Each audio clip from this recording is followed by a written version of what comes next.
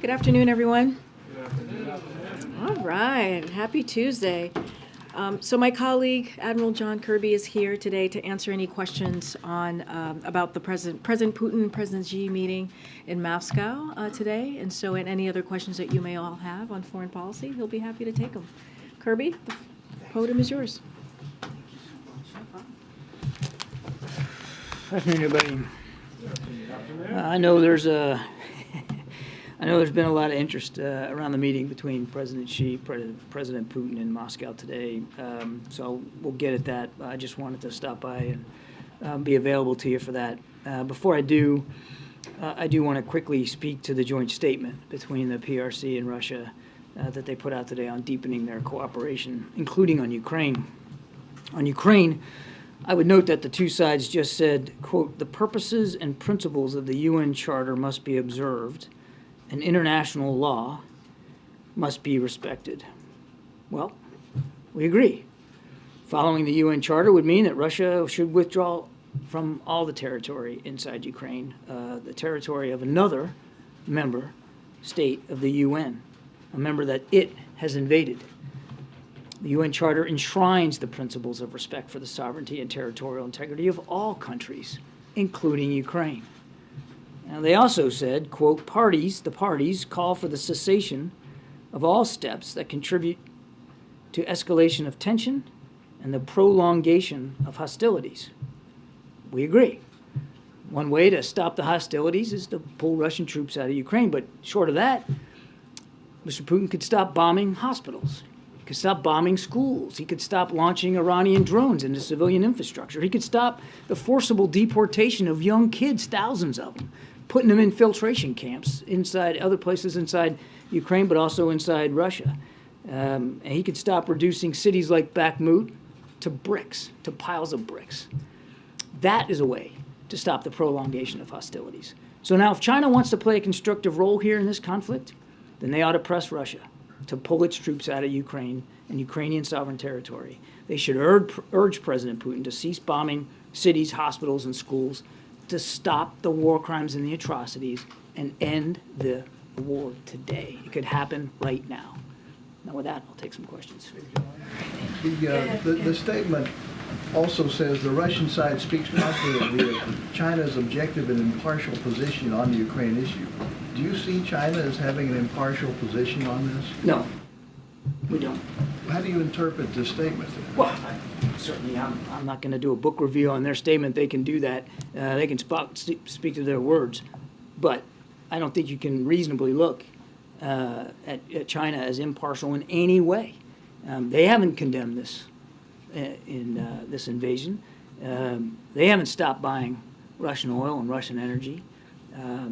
President Xi saw fit to fly all the way to Moscow, hasn't talked once to President Zelensky, hasn't visited Ukraine, hasn't bothered to avail himself of the Ukrainian objective, and he and his regime keeps parroting the Russian propaganda that this is somehow a war of the West on Russia, that it's some sort of existential threat to Mr. Putin. That's just a bunch of malarkey. Ukraine posed no threat to anybody, let alone Russia. So no, it can't be seen that Russia's impartial. Now look, if he's willing to talk to President Zelensky and willing to get the other side, and we, you know, if any future potential negotiation can incorporate Ukrainian views and perspectives and can be achieved and pursued with Ukraine, as President Biden has said, nothing about Ukraine without Ukraine. If that's the direction, then that's something that that could be seen as impartial. But I just don't think right now that they can be seen that way. And lastly, are we watching a budding alliance between China and Russia here? I think you've seen over years now these two countries growing closer together. Peter asked a question similar to that yesterday. I wouldn't go so far to call it an alliance. Yesterday I called it a marriage of convenience, because that's what I think it is. In President Putin and Russia, President Xi sees a counterweight to American influence and NATO influence, certainly on the continent and elsewhere around the world. In President Xi, President Putin sees a potential backer here. This is a man who doesn't have a whole lot of friends on the international stage. they can count them on one hand mostly. And he really needs and wants President Xi's support for what he's trying to do, because he's blowing through inventory, he's blowing through manpower. His military's getting embarrassed constantly. They've lost greater than 50% of the territory that they took in the first few months of this war. He needs help from President Xi, and that's what this visit was all about. Now, whether it results in anything, we'll see. Go ahead, Angela. John, two questions for you. Is the U.S. aware if there has now been an official request from Putin to Xi for lethal aid to be used in Ukraine? I can only go by what we've seen them say today, which obviously was not part of their, at least part of the readout and part of the statements they put out today. I would tell you what I said yesterday remains true. We don't think that China's taken it off the table, but they haven't moved in that direction. We've seen no indication that they're about to or fixing to provide lethal weapons. And my second question, the president considers Vladimir Putin to be a war criminal. I'm just wondering what it means to President Biden that Putin calls Xi Jinping a friend. I don't think we're overly exercised about that comment. I mean, it wasn't that long ago, MJ, where they were talking about a relationship without limits, right? Partnership without limits. So we're not going to get all hot and bothered about the use of friends. What we've seen is these are two countries that are growing closer together, that see in each other useful purposes for pushing back, as I said yesterday, for chafing and bristling at a rules-based order around the world. They want to change the rules of that game. In fact, they would love nothing better, both countries, to see the rest of the world play by their rules rather than the ones that are enshrined in the UN Charter and what everybody else is following. So that's what's going on here. Just, John, to clarify one thing, because this is what Steve asked you, it is regarding the statement, the Russian side speaks positively of China's objective and impartial position on the Ukraine issue. It is the view of this government that China is no longer impartial or is not impartial when it comes to We never said China was an impartial participant here. Does this statement, does this meeting improve or make it more difficult for President Biden to ever meet again with President Xi, at least anytime soon? President to Biden- discuss this and other issues? The president wants to keep the lines of communication open with China. Nothing's changed about that. And as I said yesterday, at the appropriate time, we'll pursue another conversation with President Xi. And in a semi-related matter, the president of Taiwan has now announced their plans to come to the United States briefly and then head to Central America. Are there any plans for any U.S. officials to meet with the president of Taiwan when they're in the United States? This is, as you know, these are called transits, not uncommon. President Tsai has done it 6 times. Every single Taiwan president in recent memory has done this. It is unofficial and personal in nature in terms of travel. So we would let them speak to their agenda, to who they want to meet with, and on what timeline. It is not uncommon for in previous transits for there to be discussions with U.S. officials and with members of Congress. But again, I'm not going to get ahead. This is really for Taiwan to speak to. So maybe. This is for Taiwan to speak to. Good, John. Thank you, Karine. Thank you, Admiral. On the idea of Russia seeking weapons and munitions, can you give us an assessment right now as to where things stand in terms of their weapons stockpile, Russia's weapons stockpile, and what sort of help are they getting at this moment from places like Iran and North Korea? Well, we know that they have a burgeoning defense relationship with Iran. We already know that Iran has provided several hundred drones. And we have every reason to suspect that that sort of transaction will continue. I don't have any specific shipments to speak to today, but we know that this relationship from a defense perspective with those two countries is getting sharper. I came to the podium and talked about that. And that's a worry not just for the people of Ukraine, it's a worry for the people of the Middle East. And Iran that can avail itself of Russian military capabilities would make it more lethal and more dangerous in the region. We did talk about the fact that we had evidence that North Korea was shipping, at the very least, artillery shells to the Wagner Group. We still believe that that occurred. I don't have any additional shipments of things to speak to. But again, I think it speaks volumes to your question about inventory. And I couldn't give you a rundown of Russian inventory on any given type of system. but they have gone through thousands of missiles and most likely millions of artillery shells. They have lost easily tens of thousands of troops and probably north of 100,000 in terms of killed and wounded. This has not been a fight Mr. Putin has had without cost to his country and to his coffers.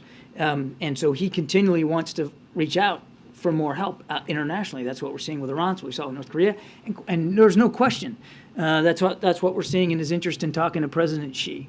But we know that this war has had an effect on his inventory. And we also know, Jonathan, that the sanctions and export controls have had an effect on him, particularly when it comes to cruise missiles, that his ability to restock cruise missiles out of the inventory has been curtailed by the fact that he can't get to some of the microelectronics because of the economic steps that this administration has taken to kind of curb his war-making machine. So this is a guy, for all the ballyhoo going to Mariupol, I mean, this is a guy who has to know that his military is way underperforming and overspending in terms of its ability, its resource ability.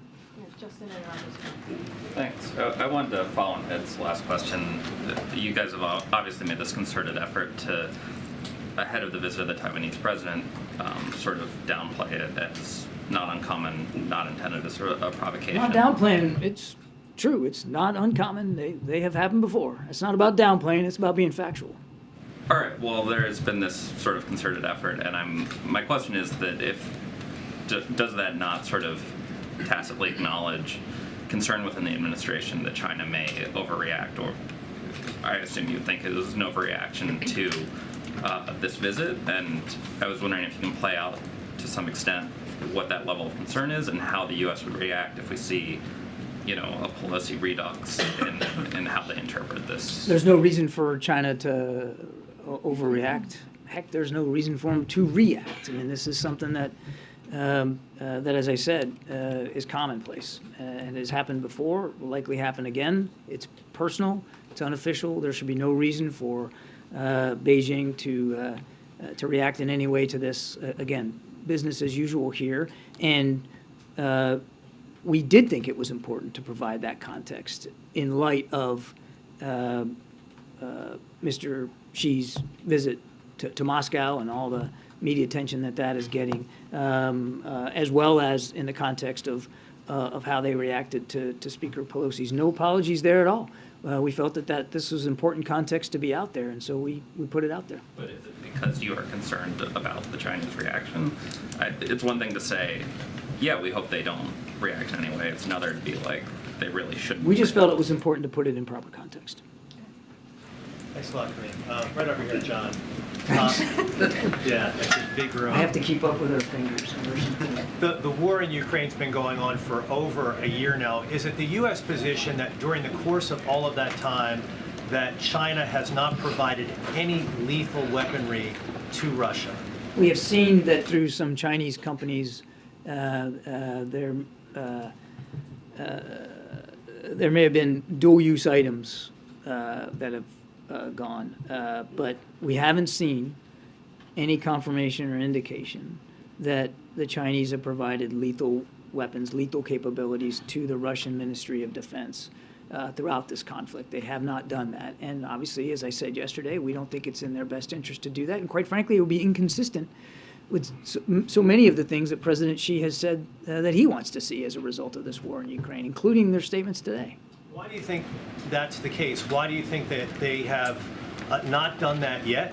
And do you think it has a lot to do with what President Biden has told President Xi, what EU leaders have told President Xi, and that is if they do so, they risk major sanctions being placed upon them by not only the U.S., but also by the EU, their two largest trading partners?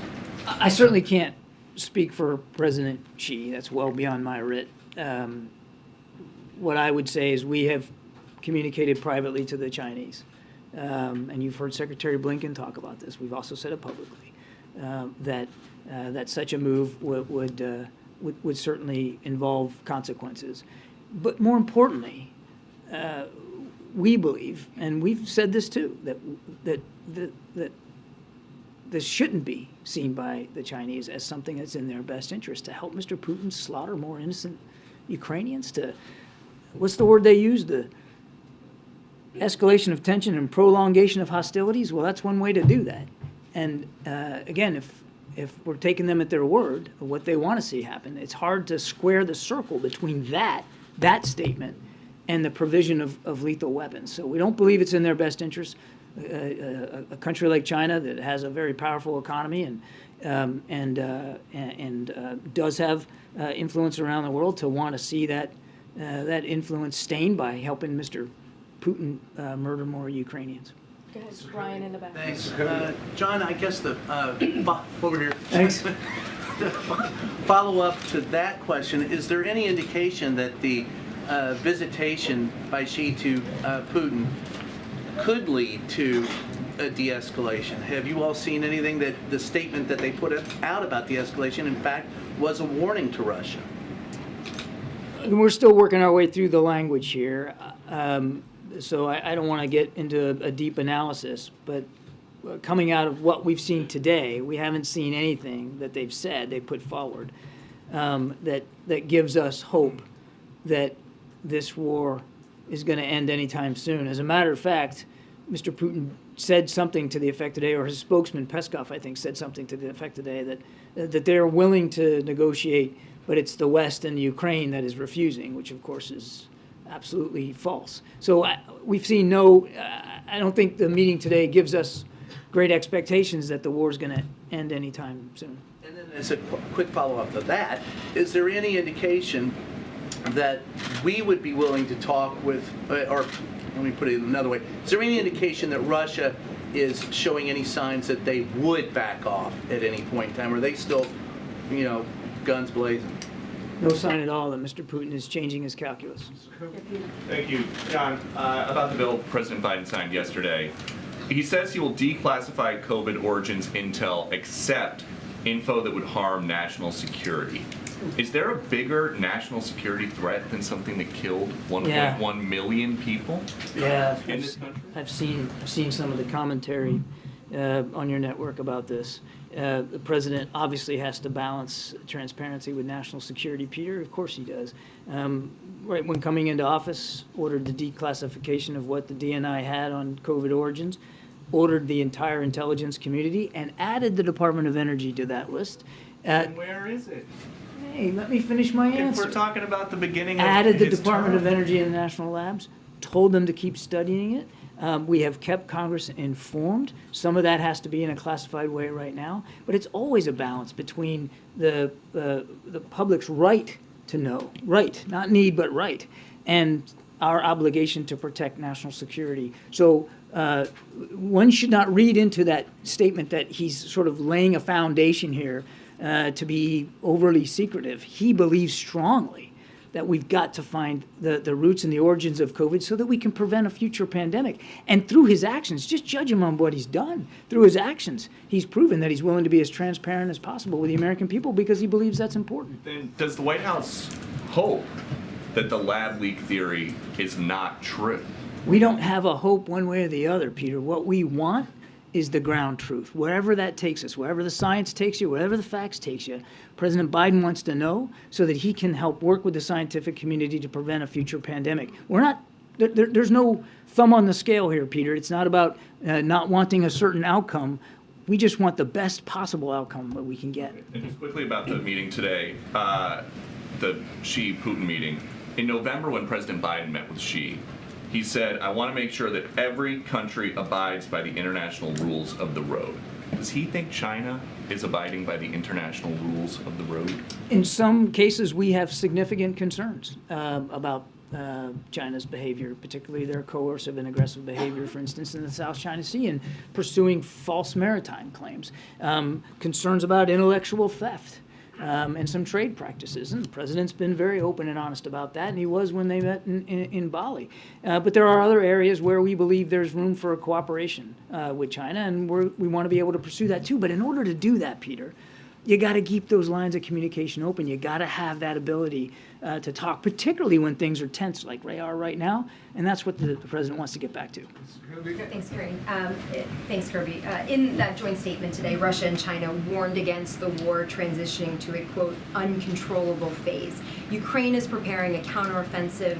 Does the U.S. see that part of the joint statement from Russia and China as a specific warning to Ukraine and the West? It's difficult to know what they mean by an uncontrollable phase. Certainly, we noted that language ourselves. I can't tell you for sure that we know exactly what they're referring to. I will not speak ever about future operations, particularly for the Ukrainians. That's for them to speak to, and I wouldn't get ahead of anything that they might or might not do. We do know that President Putin is making plans to go back on the offense. I mean, he's got Wagner continuing to throw literally human flesh into Bakhmut to try to take that town.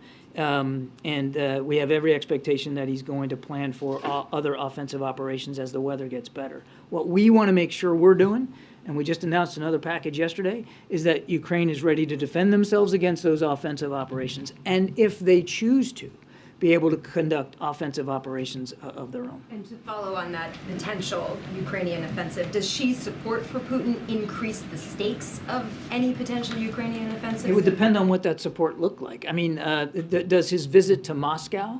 I think it's hard to get to there. I think it's hard to square that circle just by going to Moscow and proclaiming that they're dear friends. But if the tangible support changes, certainly if it changes in a lethal way, then obviously that would be additive to Russian military capabilities, which of course we would all have to take seriously. Thank you, Karine. And John, thanks for doing this on back-to-back days. Today marks the 100th day of the eco-protests along the Latin corridor in the Karabakh region between Armenia and Azerbaijan. So I've got two questions on that. First of all, what is the administration's position on the ongoing conflict? And does the U.S. view the presence of 2,000 Russian soldiers in the Karabakh region as a cause for concern? I would just, broadly speaking, what we've said before is we urge all sides here to de-escalate. We don't want to see any of this violence, and we want to see all sides take appropriate steps to de-escalate the tension and to stop the violence. But beyond that, I'm really not prepared to go today. And what about the Russian troop presence? I'm not prepared to go beyond that today. Thanks, Karine. Thanks, Kirby. I wanted to ask about the upcoming trip to Canada, and what does the president plan to bring up? Is he prepared to talk about the problems the Canadians are having at the northern border? But is he also concerned that Canada is behind on its contributions to NATO, especially as the war in Ukraine goes on? I think we're going to have more to talk about tomorrow on this, so I don't want to get too far ahead of where we are. Canada, as you know, is not only a neighbor to the north, but a NATO ally. And the President and Prime Minister Trudeau have a terrific relationship. He's looking forward to getting up there. There are a range of issues that you can imagine they'll talk about. Everything from NORAD and modernization of NORAD capabilities, as well as, of course, I think, the military security and national security issues writ large, migration concerns, climate change. There'll be certainly issues of trade to discuss. There's a lot, but I think we'll have more to say about that tomorrow. Thank you, Karine. Mr. Kirby, Andy Linsky's Wall Street Journal. Yesterday when you were here, you were asked about Vice President Harris's trip to Africa, and you said that it's a trip that's about Africa. But it's also a part of the country, or part of the world, where the Chinese have been investing billions upon billions of dollars. Yeah. And can you talk at all about whether countering that influence is important at all to the administration? Our focus on the continent is, as I said yesterday, about the continent. And we're mindful, of course, of Chinese efforts to improve and deepen their involvement in Africa, Latin America, and elsewhere around the world. And one of the things that came out of the African Leaders Summit was a growing recognition that we perceived by African leaders, that they're beginning to realize that China's not really their friend. They get these loans, high interest, can't pay them. China says, hey, bills come due, so I guess I'm going to take this and this and this from you. And that's starting to happen across the continent. And African leaders are beginning to see that China's interests in the region are purely selfish. as opposed to the United States, we are truly committed to trying to help our African friends deal with a spate of challenges: food insecurity, energy insecurity, both of which, by the way, have been drastically exacerbated by this war in Ukraine by Mr. Putin, contrary to what Foreign Minister Lavrov would say. Counterterrorism, where we are still partnering with some of our African partners to go after terrorist networks. Climate change, I could go on and on. And that's why the president, coming out of that summit, assigned Johnny Carson's as the implementer. An implementer, a guy whose whole job is to go out and take all the things we talked about in the summit and make it true. And part of that, of course, is going to be principal-level travel, and the Vice President will be having discussions with African leaders on all those issues when she travels, and she's very much looking forward to that. I have a follow-up on the African trip. In countering China's influence on the continent, is the Vice President going to take on some of the human rights issues that are present in Ghana and Tanzania and in Zambia? Because that's something that we know that China does not do as a matter of policy. How is she going to negotiate that difficult position? The Vice President will, of course, raise human rights concerns everywhere she goes. That's part and parcel of American leadership around the world. We're not afraid. In fact, it's a sign of how much we care about other nations and partnerships that we are able and willing to have those kinds of conversations. So of course, she will raise human rights concerns appropriately everywhere she goes. Publicly? I won't get ahead of the Vice President's meetings or how she's going to couch this, but of course, that's part and parcel of every conversation that we have with foreign leaders around the world. It has to be. Follow up on something you just said about China's ability to be impartial. You just said if China can truly be impartial and Ukraine is on board for talks, is that something that the U.S. would support if Ukraine were interested in China-brokered talks? Nothing about Ukraine without Ukraine. If President Zelensky, if there's a path put forward that President Zelensky can get behind and he believes will help lead to a just peace, as he refers to it, then he'll find no better friend in that effort than the United States. Mr. Kirby, I agree. Hi, John. 10 months, not a single opportunity is given. This is not Mr. how it Kirby, works. I've attended your dozen press conferences, not one opportunity is given. This is not how it works, sir. This is not how it works. Go ahead. Hi, John. Today, the Ugandan parliament voted in favor of an anti-homosexuality bill and is set to host a summit soon with other African nations on potentially passing other bills across the continent. It's my understanding that Ambassador Thomas Greenfield spoke to the Ugandan president about this bill. I asked this question because sources tell me that Russia may be playing a major role in the influence of this larger anti-LGBTQ movement and is using it as a wedge between the U.S. and Africa. Considering the U.S. is currently engaging with Africa on other issues, is this a concern for the U.S.? Oh, of course it is. I mean, and President Biden has been nothing but consistent about his foundational belief in human rights, and LGBTQ plus rights are human rights. And we, again, back to the earlier question, are never going to shy away, be bashful about speaking up for those rights and for individuals to live as they deem fit, as they want to live. And that's something that's a core part of our foreign policy, and it will remain so. Go ahead in the back. Go ahead. To follow up on what you said yesterday on Iraq, on the anniversary, is there a message for some of us who are actually there and remember, to the families, the 4,200 that lost their lives, the 35,000 injured, and the 2.5 million that served? And then second, Japan is hosting the upcoming G7 in Hiroshima. The Japanese Prime Minister is currently in Ukraine. This is a big step for Japan. Are there some ways that Japan holds the largest number of U.S. military in the world? And as a partner, what role do you think they can play, especially with the upcoming summit, to be part of the partnership going forward? And then finally, the Japanese are the biggest partner. They've never had an interview with the president yet. So hopefully before the summit, if that can be worked out. Thank you. Maybe before the end of the briefing. I will defer to Karine on issues of interviews with the president. That's your job, not mine. Look, on your second issue, I think you saw Mr. Sullivan put out a short tweet about this. We welcome the Prime Minister's visit to Kyiv. It's another example of just how strongly Japan is standing up with the rest of the international community to support Ukraine. And certainly as a close ally of the United States, we're very appreciative of all the things that Japan continues to do, not just in supporting Ukraine, but in promoting security and stability in the Indo-Pacific. I mean, they have rewritten their national security strategy. They have taken a more assertive role in terms of security operations, and all that's to the good, and we're very grateful for that.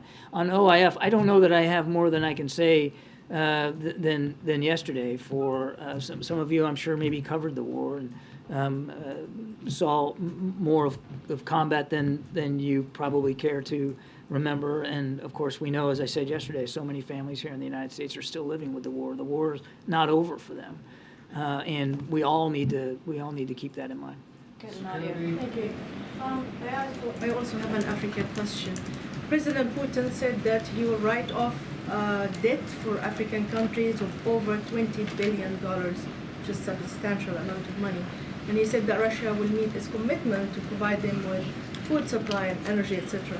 Do you think this comes in the equation of the Russia-Ukraine war and trying to sway Ukraine over the vote, especially in the UN? And do you think the U.S. is doing enough to counter Russia's influence, not just China? I think this is a cynical effort by Mr. Putin to try to convince nations in Africa that the West is the reason for their food insecurity and for their energy insecurity. And if I was any leader in Africa, I would take anything that President Putin says about assurances of financial, economic, or energy assistance with a huge grain of salt. I mean, it is Mr. Putin's war that has contributed to the food insecurity on the continent. It's his war that has contributed to the energy insecurity on the continent. And he might like to gloss over that and send Foreign Minister Lavrov on field trips all over Africa to say that it's the West's fault or it's the United States' fault, but it's not. It can be tied directly. Now, it's also due to drought, climate change, and even domestic instability. I don't want to overstate other factors here, but don't make no mistake, his war in Ukraine is having these kinds of effects on the African continent. And if he's serious about addressing it, if he's serious about winning over African audiences, about making things better, rather than throwing out false promises of loan relief, he ought to just pull his troops out of Ukraine. Then, if there's no war, energy and food insecurity will be a lot less worrisome for everybody. Way in the back, way in the back. Thanks, Karine. Thanks, John. There, thanks. Way in the back. Appreciate it. The bill that the president signed yesterday on COVID origins, it calls for the declassification within 90 days. Can you give us a better sense as to when that information will actually be declassified? Are we talking about days, weeks, months? I can't give you a date certain right now. I mean, he just signed this yesterday. We're mindful of what the legislation says in terms of the 90-day time frame. We'll work on this as diligently as we have been working on it, and we'll be fully transparent with the American people, again, appropriately to our own national security concerns, but I couldn't give you a date certain on the calendar. When it's out there, people will be able to see it for themselves and form their own opinion. At this point, has the president formed an opinion as to what he thinks happened? No, he has not. Nor would he. Why would he?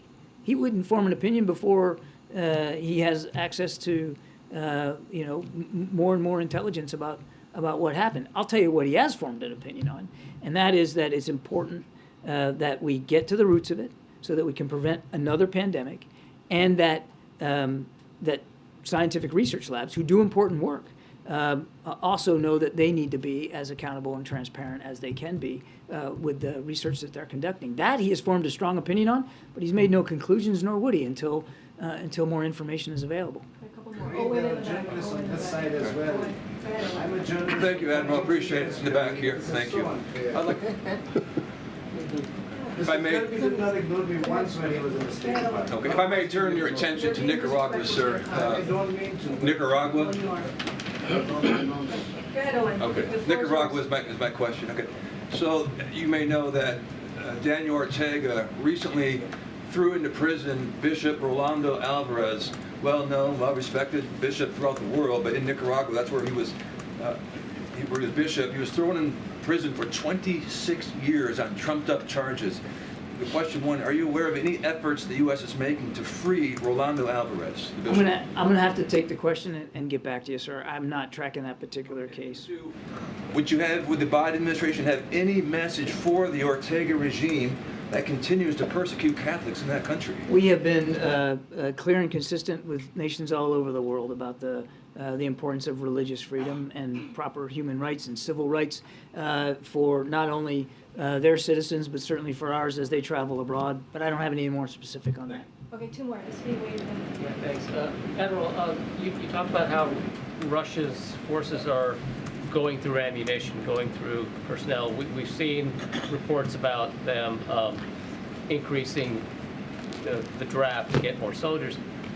At what point do they start running out of ammunition? I mean, do you have an assessment on how long they can continue what they're doing before either someone resupplies them or they have to? I think you can see in his own efforts, right, to hire Wagner, and for Wagner and Mr. Prigozhin actually bragging about going to prisons and getting more convicts. I think you can see it in what they're doing in Bakhmut.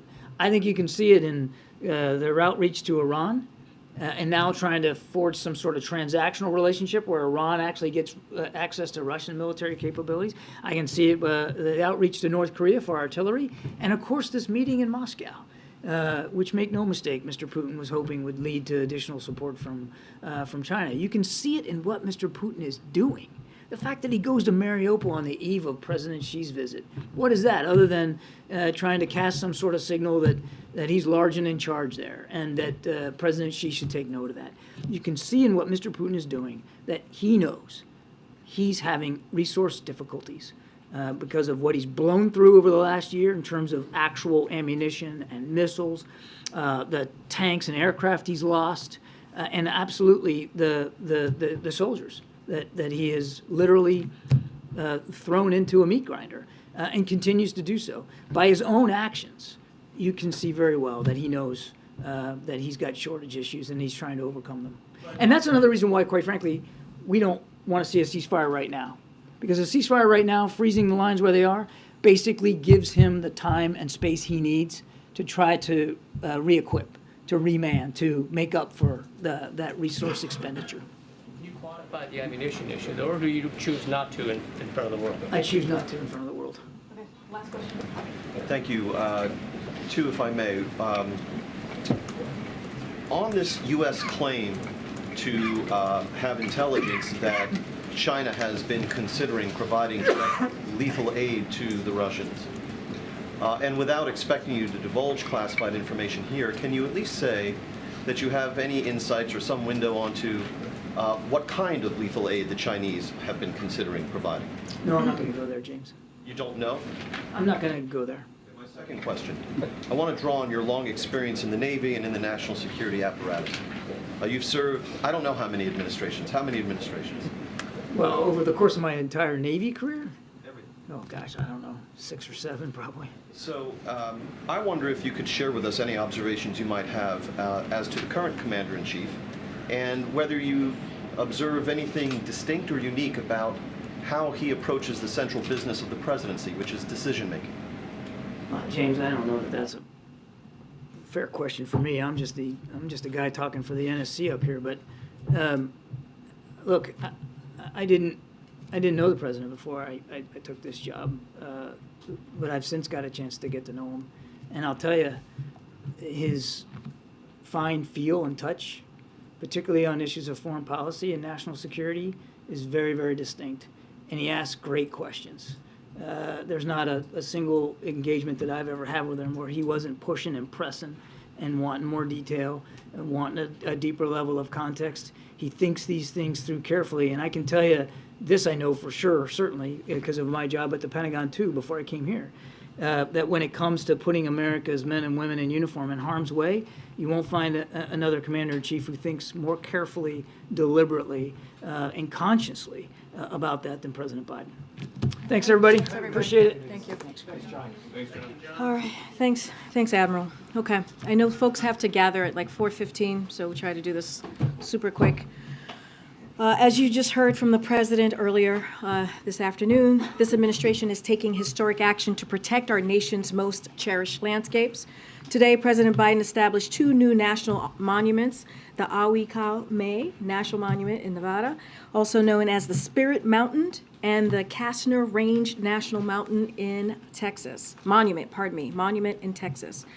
Together, these new monuments protect our over 500,000 acres of public lands and honor a tribal site and our military veterans. In addition, the president directed the Secretary of Commerce to consider initiating a new national marine sanctuary designation to protect all U.S. waters around the Pacific remote island.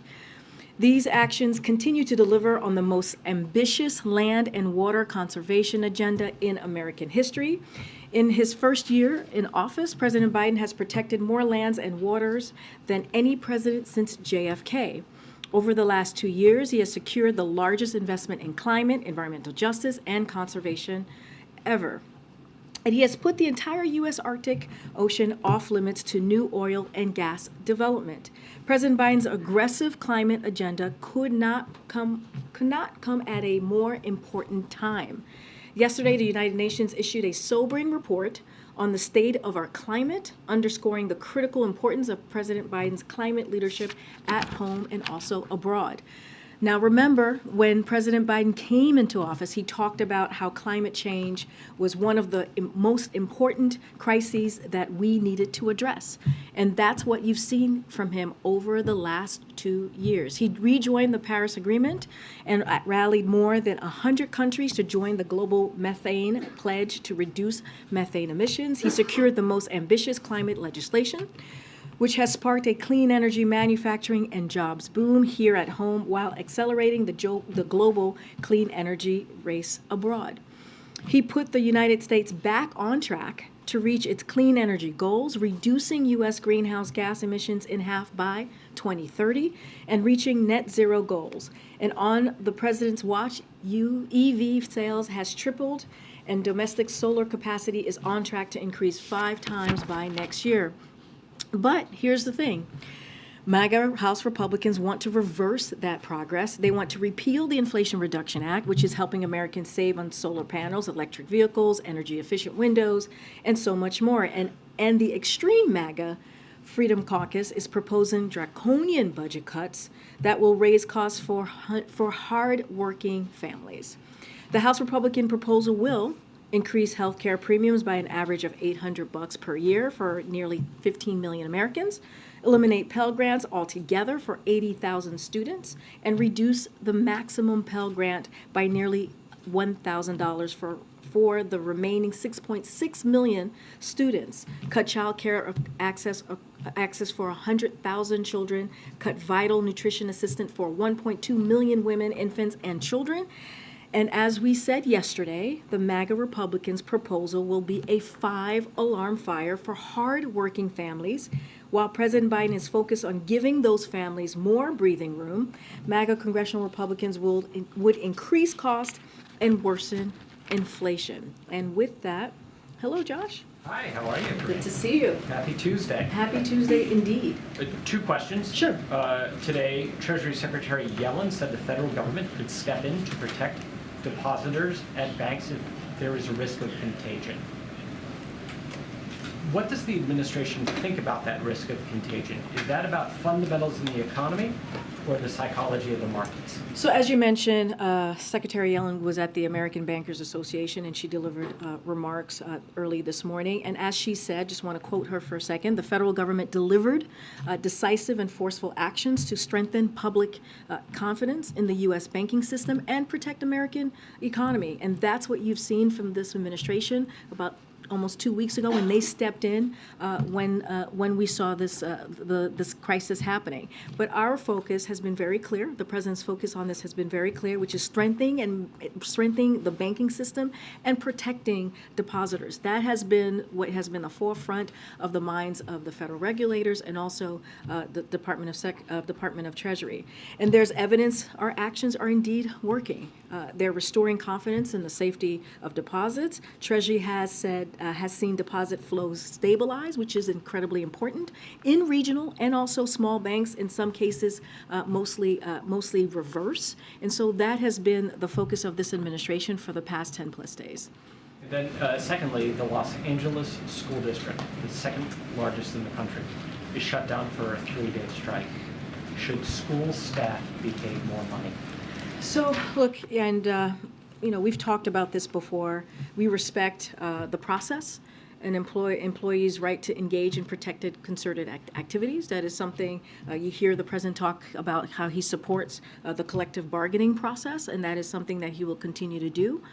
We urge both sides to work in good faith toward a mutually acceptable solution so that there can be a quick resolution, and the kids and school employees can get back to where they want to be, which is in schools, especially the kids. And the president, as you've heard him say, this is incredibly important to him, making sure that kids go back to school and get their education.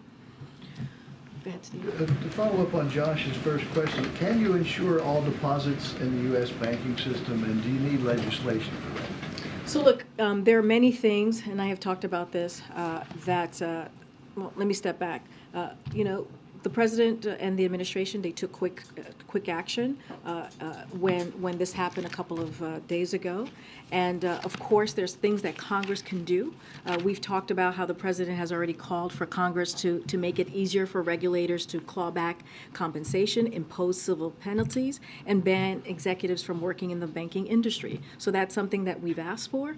But as I was mentioning a moment ago, there are quite a bit that we can do without Congress. And this is what you have asked. The president has asked regulators to do in the last 2 years, to take actions over the last few years to reverse the last administration's deregulation, which we know happened back in 2018 after the Obama-Biden administration put in strengthening regulations back after what we saw in 2008.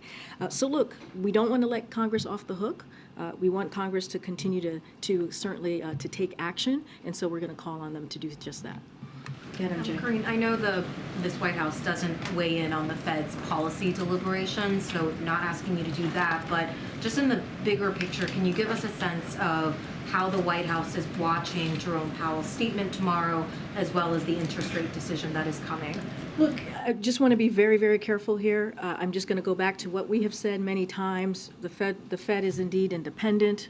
We want to give them the space to make those monetary decisions, and I'm just not. I don't want to get ahead of that. I don't even want to give any thoughts to what Jerome Powell might say tomorrow. I just want to be really, really mindful and careful here. Totally different topic. Does President Biden believe that it is appropriate for a person who is indicted to run for office? So, nice way to ask, MJ. Very clever. So I'm going to be, again, really careful from here as it relates to any upcoming elections, and specifically, I'm assuming you're talking about the 2024 election. I'm just not going to give any analysis, any foresight, any type of kind of decision or thoughts on that, because we are covered by the Hatch Act. So not going to speak to politics, and I'm just going to leave it there. Has the president seen the video that seems to show the moments during and after Ivo Otieno died while in law enforcement custody at Virginia's Central State Hospital? Has he been briefed on this? Yeah, we've definitely seen the reports. I know the president has been tracking this. Look, I said this last week when I was asked by the Griot, I believe by April Ryan. Our hearts certainly go out to the family on this devastating event that occurred. The president is indeed, he saw the reports. We've been paying attention to the reports. We're just going to be incredibly mindful on speaking on this as there's a current investigation. And has he been in touch with the Otieno family? I don't have a call. We don't have a call to preview or to speak to at this time, but clearly it was devastating, again, what we saw, and our hearts go out to the family. Go ahead, Justin. Thanks. I just wanted to follow up on Steve's question. And in your answer, you highlighted the president's past actions, said Congress shouldn't be off the hook, but you today and yesterday avoided talking about what, if any, unilateral actions that the president considering going forward to sort of stabilize financial system, and I'm wondering what the strategy is there, especially after we saw the sort of robust response a little over a week ago. Is it because you think the crisis is over, that you're worried that talking about what you're talking about could fuel the panic? Is it that you want to set a precedent ahead of the debt ceiling fight of not really entertaining unorthodox solutions? Is it a combination of those three things? No, totally understand the question. Look, when it comes to specifics about the debt ceiling and all of those things, that's something that Treasury certainly, and the Secretary has spoken to this many times. I would say that, and I'll quote her here, the actions we have taken, this is from the Secretary, to protect depositors and the stability of the banking system have not affected the ex-date for the debt limit. So just want to reiterate that from the Secretary. Look, as it, if we're worried about unorthodox interventions, no, we're not. We are going to use every tool that we have to make sure that the American people have the confidence. That's what we've been trying to work through these last almost 2 weeks, is that making sure that they feel that their deposits will be safe and will be there when they need it. And that's what's important in the actions and what the President has asked the regulators to do, and also the Treasury Department to do. So it's fair to say that those conversations are ongoing, but you don't necessarily want to detail them because of Well, I mean, this is something that lives in the Treasury Department. This is something that they have been tasked with as it relates to dealing with this issue that we have seen. That's the directive that the President has given the Secretary and the regulators. So that lives there. So that's something that I would, that's why I'm referring you to them. But we are going to do everything that we can to use the tools that are given to us to make sure that, again, that the American people feel confidence, and they should, right? That's kind of what you heard from the Secretary today, that we see a stabilizing, that the banking system is resilient, and a lot of that is because of the work that this President has done. I know you've mentioned the current things that he's doing, but let's not forget what occurred in the Obama-Biden administration and how they were able to strengthen that, the regulations, and so that work will continue. But again, we can't lift Congress off the hook. They have to take some actions as well. Yeah. Thank you. No, go ahead. Go ahead. Yes. We know that Chicago, Atlanta, and New York City are in the running for the Democratic convention, and ultimately the decision is up to President Biden. What are the factors he's looking for, and will the whole city be announced before the President makes his second term announcement official, or is the timing not related? Okay, so first let me answer your last question first, which is the President has said many times that he intends to run. I'm not going to go beyond that. That is for the President to decide clearly. And look, that question that you just asked me is a political question that lives with the DNC, the Democratic National Committee, so that I would refer you to them. But all of us are probably tracking that a decision hasn't been made on that front. Again, that's for the DNC to decide. But just like many of you, all of you here, we will all find out at the same time which city gets chosen. I just can't speak to that from here. I wasn't asking about the DNC. Oh, okay. I was asking because the DNC does the vetting and the site selection, but then they give a recommendation to the President, who is the decider, just like when the primary happened. The news came out from him.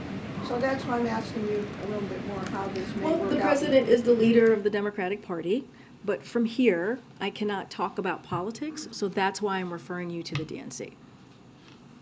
Go ahead, Alex. Karine, San Francisco just held a hearing on reparations for decades of institutional racism, and other cities and states are considering impaneling similar commissions. DC is one of them.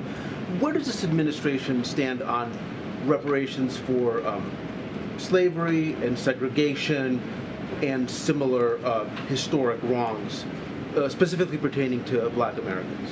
So look, we understand that there's a legislation on the Hill currently on the study of reparations, and we think Congress is the appropriate venue for consideration on such action, and so we're going to leave it there for Congress to decide to let them go through their process that they're taking at this moment. But I would lay out and speak to what the president has done over the last 2 years. When he came into office, he talked about the different crises that this country is dealing with, and one of them was racial equity and racial equality, and fighting for that for communities like the Black community. And one of the things that he did straight away in the beginning of his administration, is he signed an executive order that made sure that across the government that we had an approach that dealt with inequality, that made sure that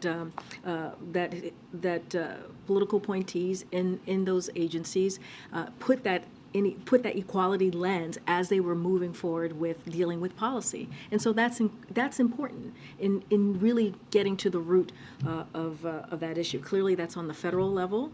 And just last month, he issued a second order reaffirming the administration's commitment to deliver on that equity. So the president has shown his commitment. He's spoken to this issue that in particular the Black community has to deal with for generations upon generations. So he is going to continue to lift that up. But as it relates to the legislation, we want to leave that in the hands of Congress. Okay, Courtney. Thanks, Karine. I wanted to ask about the Supreme Court. The American Bar Association a resolution urging the Supreme Court justices to agree to an ethics code, given how consequential their decisions have been over the last year and there are bills in Congress considering this. What's the president's position on a mandatory code of ethics for the highest court? So I'm just not going to speak to that from here. That is something for SCOTUS to work through and to speak to. I'm just not going to make a comment from here about that. Good, Steve. When the Taoiseach was here, the president said he looked forward to going to Ireland to celebrate the Good Friday Agreement. The actual anniversary is less than 3 weeks away. Can you give us a sense of where things are in the planning for this trip and when we might get a formal announcement of it? It's a good question. And so, I don't have anything more to share. Any plans to go to Northern Ireland and the Republic to acknowledge the anniversary of the Good Friday Accord. The president said he looks forward to doing that, but we're still in process of hammering out what those details will be. And as soon as we have more information, we'll certainly share that, understanding that that's 3 weeks away. But as the president said, he's looking forward to it. Hi. Are you new to the room? Yes, Allie Rocker with NBC. Nice to meet you. Nice to meet you too. Earlier this month, President Biden said he spoke with the family of Senate Minority Leader Mitch McConnell after his fall. Has the president spoken directly with Leader McConnell since then? Don't have any conversations to read out at this time. Yes, the president called the family of Leader McConnell, clearly wishing him a speedy recovery, which we continue to do. Just don't have anything beyond what we laid out a couple weeks ago. Okay. Go ahead, Jim. Thanks, Karine. I wanted to ask you about some comments by the president of Mexico, who's been very critical of the administration recently. Just today, he suggested that the U.S. Had blown up the Nord Stream pipeline. Suggested the administration was trying to derail Donald Trump ahead of the 2024 election. And then recently he said that fentanyl is a U.S. problem, not a Mexican problem. This, of course, comes just a couple of months after the two leaders met in Mexico City. I'm wondering what this says about U.S.-Mexico relations, how you go forward when he's saying these kinds of things. Well, you said a couple things that I want to address. Clearly, the first two are not true. And so I'm just going to put that on the record. As it relates to the fentanyl, this is not a U.S. problem. It's a global one. The trafficking of illicit drugs is causing a societal damage, needless death and suffering, and not just here, but also in Mexico.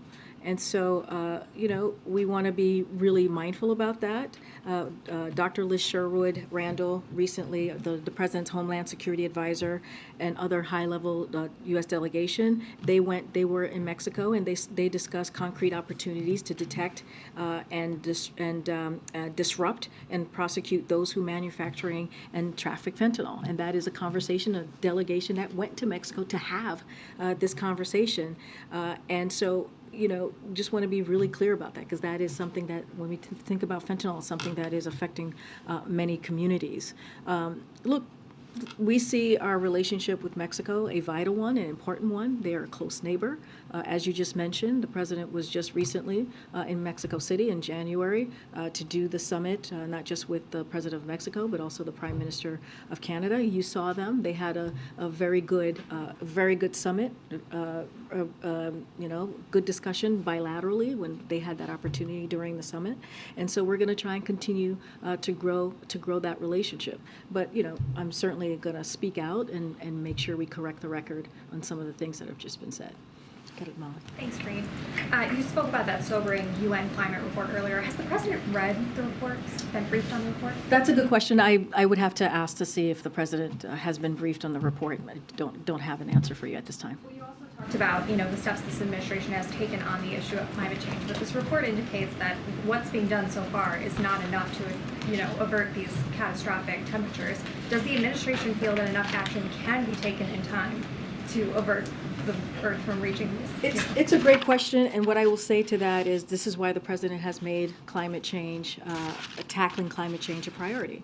And this is why he has done more on climate change and protecting the climate and trying to reverse the damage that we have seen.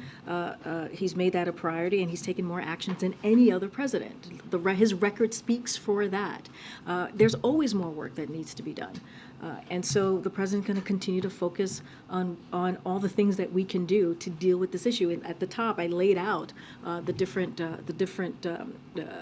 actions the president has taken, and clearly we're going to continue to move forward. But again, yes, does more work need to be done? Absolutely, and that's why the president has made this a priority. One of the crises that he mentioned, one of the 4 crises that he mentioned when he walked into this administration, and took action right away. And so that's going to continue. He's never going to back down. I have to wrap. Okay, last question.